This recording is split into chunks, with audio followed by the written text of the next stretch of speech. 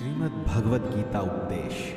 गीता में भगवान कृष्ण कहते हैं, जो सरलता से मिलता रहे उसका महत्व नहीं रह जाता। अक्सर खो देने के बाद ही समय, व्यक्ति और संबंध के मूल्य का आभास होता है। ईश्वर सिर्फ रास्ता दिखा सकते हैं, लेकिन उस पर चलना तो आपका ही काम है। और वास्तविकता में अगर आप चलना ही नहीं चाहते तो फिर ईश्वर को दोष देना गलत है। श्री कृष्ण कहते हैं, किसी इंसान के कुछ समय के बुरे व्यवहार की वजह से उसको हमेशा के लिए बुरा ना समझे। कभी कभी हालात बुरे होते हैं, इंसान नहीं। जब जल गंदा हो तो उसे हिलाते नहीं हैं, बल्कि उसे शांत छोड़ देते हैं, जिससे गंदगी अपने आप नीचे बैठ जाए। उसी प्रकार जीवन में परेशानी आने पर बेचैन होने की बजाय शांत रहकर विचार करें, हल अवश्य निकलेगा।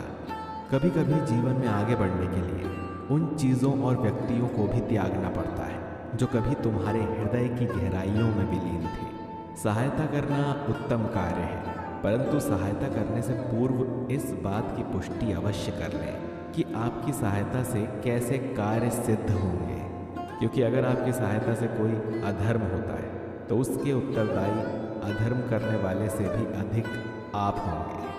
पुराने गंदे वस्त्र उतार कर नए वस्त्र पहनाते समय एक छोटा बालक रोता है, किंतु माँ उसके रोने की परवाह किए बिना वो वस्त्र बदलती है, क्योंकि वो जानती है कि उसके बालक के लिए क्या उचित है। उसी प्रकार भगवान अपने भक्तों की इच्छा की परवाह किए बिना उसे सफलता और विफलता देते हैं, क्योंकि वो जानते हैं कि उनके भक्तों के लिए क्या उचित है। गीता में श्री कृष्ण ने कहा है, जो लोग तुम्हारी बुराई करते हैं वो करेंगे, चाहे तुम अच्छा करो या बुरा। इसीलिए शांत रहकर अपना कर्म करते रहो। निंदा से मत घबराओ। निंदा उसी की होती है जो जिंदा है। मरने के बाद तो सिर्फ तारीफ होती है। जीवन में जब भी हम खराब दौर से गुजरते हैं तब मन में ये विचार ज़रूर आता है कि परमात्मा मेरी परेशानी देखता क्यों नहीं है, मेरे दुख कम क्यों नहीं करता। पर याद रखना मित्रों, जब परीक्षा चल रही होती है तब शिक्षक हमेशा मौन रहते हैं।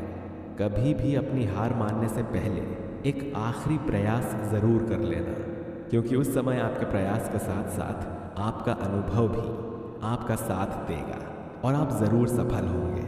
इससे कोई फर्क नहीं पड़ता कि आप किस तूफान का सामना कर रहे हैं। आपको बस ये जानने की ज़रूरत है कि भगवान आपसे प्यार करते हैं और उन्होंने आपका साथ अब तक नहीं छोड़ा है।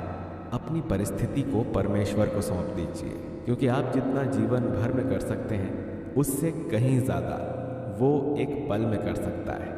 उनकी परवाह कभी मत करो जिनका विश्वास बदल जाए। परवाह सदा उनकी करो जिनका विश्वास आप पर तब भी रहे जब आपका वक्त बदल जाए। एक ज्ञानवान व्यक्ति कभी भी कामुक सुख में आनंद नहीं लेता। कोई भी इंसान जन्म से नहीं बल्कि अपने कर्मों से महान बनता है। प्रबुद्ध व्यक्ति के लिए गंदगी का ढेर, पत्थर और सोना सभी समान है। भगवान श्री कृष्ण कहते हैं कि कर्म मुझे बांधता नहीं, क्योंकि मुझे कर्म के प्रतिफल की कोई इच्छा नहीं। जिस प्रकार अग्नि स्वर्ण को परखती है, उसी प्रकार संकट वीर पुरुषों को समय से पहले और भाग्य से अधिक कभी किसी को कुछ नहीं मिलता है। कर्म के बिना फल की अभिलाषा करना व्यक्ति की सबसे बड़ी मूर्खता है। यह सृष्टि कर्म क्षेत्र है। बिना कर्म किए यहाँ कुछ भी हासिल नहीं हो सकता। जो मन को नियंत्रित नहीं करते उनके लिए वो शत्रु के समान कार्य करता है। जो दान बिना सत्कार के कुपात्र को दिया जाता है वो तमस दान कहलाता है। अपने अनिवार्य कार्य करो, क्योंकि वास्तव में कार्य करना निष्क्रियता से बेहतर है। सदैव संदेह करने वाले व्यक्ति के लिए प्रसन्नता ना इस लोक में है ना ही कहीं और। कर्म की अभिलाषा छोड़कर, फल की अभिलाषा छोड़कर कर्म करने वाला पुरुष ही अपने जीवन को सफल बनाता है। जो हुआ वो अच्छा हुआ, जो हो रहा है वो अच्छा हो रहा है, जो होगा वो भी अच्छा ही होगा। मेरा तेरा, छोटा बड़ा, अपना पराया मन से मिटा दो, फिर सब तुम्हारा है और तुम सबके हो। मन की गतिविधियाँ, होश, श्वास और भावनाओं के माध्यम से भगवान की शक्ति सदा तुम्हारे साथ है। धरती पर जिस प्रकार मौसम में बदलाव आता है, उसी प्रकार जीवन में भी सुख दुख आता जाता रहता है। लोग आपके अपमान के बारे में हमेशा बात करेंगे। सम्मानित व्यक्ति के लिए अपमान मृत्यु से भी बदतर है। आत्मज्ञान की तलवार से अपने हृदय से अज्ञान के संदेह को काट कर अलग कर दो। उठो, अनुशासित रहो। सफलता जिस ताले में बंद रहती है वो 2 चाबियों से खुलती है, एक कठिन परिश्रम और दूसरा दृढ़ संकल्प से। हे पार्थ, मैं भूतकाल, वर्तमान और भविष्यकाल के सभी जीवों को जानता हूँ, लेकिन वास्तविकता में मुझे कोई नहीं जानता। जो दान कर्तव्य समझकर बिना किसी संकोच के किसी ज़रूरतमंद व्यक्ति को दिया जाए वो सात्विक माना जाता है। जो पुरुष सुख तथा दुख में विचलित नहीं होता और इन दोनों में संभाव रहता है वो निश्चित रूप से मुक्ति के योग्य है।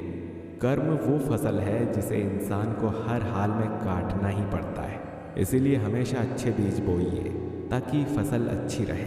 जो लोग भक्ति में श्रद्धा नहीं रखते वो मुझे पा नहीं सकते, अतः वे इस दुनिया में जन्म मृत्यु के रास्ते पर वापस आते रहते हैं। श्री कृष्ण कहते हैं, हे अर्जुन, मैं धरती की मधुर सुगंध हूँ, मैं अग्नि की ऊष्मा हूँ, सभी जीवित प्राणियों का जीवन और सन्यासियों का आत्म संयम मैं ही हूँ। वो जो सभी इच्छाएं त्याग देता है और मैं और मेरा की लालसा और भावनाओं से मुक्त हो जाता है, उसे शांति प्राप्त होती है। मेरे लिए ना कोई घृणित है ना प्रिय, किंतु जो व्यक्ति भक्ति के साथ मेरी पूजा करते हैं वो मेरे साथ हैं और मैं भी उनके साथ हूँ। मनुष्य को जीवन की चुनौतियों से भागना नहीं चाहिए और ना ही भाग्य और ईश्वर की इच्छा जैसे बहानों का प्रयोग करना चाहिए। मनुष्य को परिणाम की चिंता किए बिना, लोभ लालच बिना एवं निस्वार्थ और निष्पक्ष होकर अपने कर्तव्यों का पालन करना चाहिए। जिस तरह प्रकाश की ज्योति अंधेरे में चमकती है, ठीक उसी प्रकार सत्य भी चमकता है, इसीलिए हमेशा सत्य की राह पर चलना चाहिए।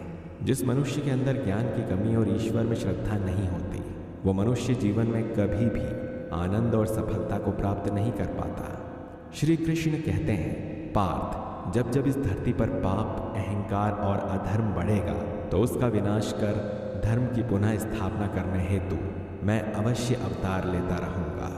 वो व्यक्ति जो अपनी मृत्यु के समय मुझे याद करते हुए अपना शरीर त्यागता है वो मेरे धाम को प्राप्त होता है और इसमें कोई संशय नहीं है।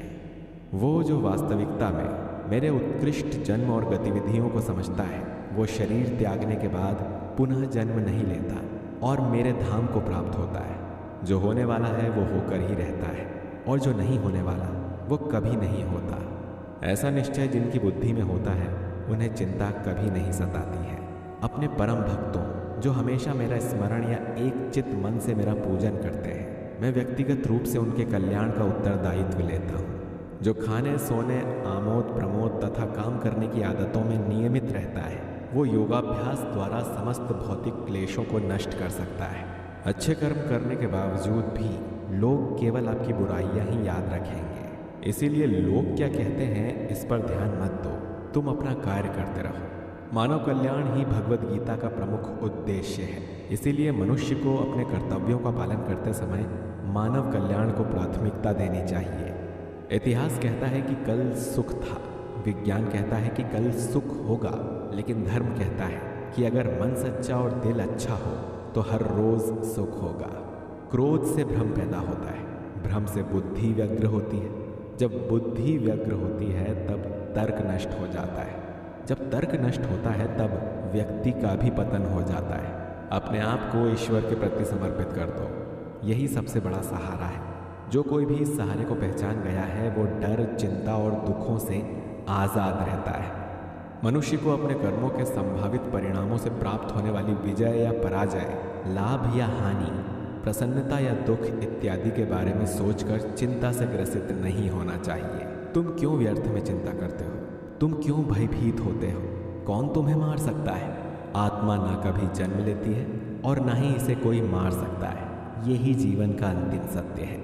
श्रेष्ठ पुरुष को सदैव अपने पद और गरिमा के अनुरूप कार्य करने चाहिए, क्योंकि श्रेष्ठ पुरुष जैसा व्यवहार करेंगे तो उन्हीं आदेशों के अनुरूप सामान्य पुरुष भी वैसा ही व्यवहार करेंगे। जिसने मन को जीत लिया है उसने पहले ही परमात्मा को प्राप्त कर लिया है, क्योंकि उसने शांति प्राप्त कर ली है। ऐसे मनुष्य के लिए सुख दुख, सर्दी गर्मी और मान अपमान एक से हैं। ना तो ये शरीर तुम्हारा है और ना ही तुम इस शरीर के मालिक हो। ये शरीर 5 तत्वों से बना है: अग्नि, जल, वायु, पृथ्वी और आकाश। एक दिन ये शरीर इन्हीं 5 तत्वों में विलीन हो जाएगा। मनुष्य का मन इंद्रियों के चक्रव्यूह के कारण भ्रमित रहता है, जो वासना, लालच, आलस्य जैसी बुरी आदतों से ग्रसित हो जाता है। इसीलिए मनुष्य का अपने मन एवं आत्मा पर पूर्ण नियंत्रण होना चाहिए। मनुष्य को अपने धर्म के अनुसार कर्म करना चाहिए। जैसे विद्यार्थी का धर्म है विद्या प्राप्त करना, सैनिक का धर्म है देश की रक्षा करना। जिस मानव का जो कर्तव्य है उसे वो कर्तव्य पूर्ण करना चाहिए। मैं सभी प्राणियों को एक समान रूप से देखता हूँ। मेरे लिए ना कोई कम प्रिय है ना ही ज़्यादा, लेकिन जो मनुष्य मेरी प्रेम पूर्वक आराधना करते हैं वो मेरे भीतर रहते हैं और मैं उनके जीवन में आता हूँ। तुम्हारा क्या गया जो तुम रोते हो? तुम क्या लाए थे जो तुमने खो दिया? तुमने क्या पैदा किया था जो नष्ट हो गया? तुमने जो लिया यहीं से लिया, जो दिया यहीं पर दिया। जो आज तुम्हारा है कल किसी और का होगा, क्योंकि परिवर्तन ही संसार का नियम है। श्री कृष्ण कहते हैं, आत्मा किसी काल में भी न जन्मती है और न मरती है, और न ये एक बार होकर फिर अभाव रूप होने वाली है। आत्मा अजन्मा, नित्य, शाश्वत और पुरातन है। शरीर के नाश होने पर भी इसका नाश नहीं होता। आत्मा को शस्त्र काट नहीं सकते, न ही अग्नि इसे जला सकती है, न ही जल इसे गीला कर सकता है और न ही वायु इसे सुखा सकती है। जन्म लेने वाले की मृत्यु निश्चित है और मरने वाले का जन्म निश्चित है। इसीलिए जो अटल है, अपरिहार्य है, उसके विषय में तुमको शोक नहीं करना चाहिए। जो मनुष्य जिस प्रकार से ईश्वर का स्मरण करता है उसी के अनुसार ईश्वर उसे फल देते हैं। कंस ने श्री कृष्ण को सदैव मृत्यु के लिए स्मरण किया, तो कृष्ण ने भी कंस को मृत्यु प्रदान की। अतः परमात्मा को उसी रूप में स्मरण करना चाहिए जिस रूप में मानव उन्हें पाना चाहता है। तो मित्रों, ये थे भगवत गीता के कुछ महत्वपूर्ण उपदेश। आशा करता हूँ कि ये आपके जीवन में काम आएंगे। वीडियो पसंद आया है तो इसे लाइक, शेयर और चैनल को सब्सक्राइब ज़रूर कीजिए। और इसी तरह धर्म, गीता, मोटिवेशन और आध्यात्म से जुड़े वीडियोस मैं लाता रहता हूँ। मिलता हूँ आपसे अगले वीडियो में। तब तक के लिए जय श्री कृष्ण।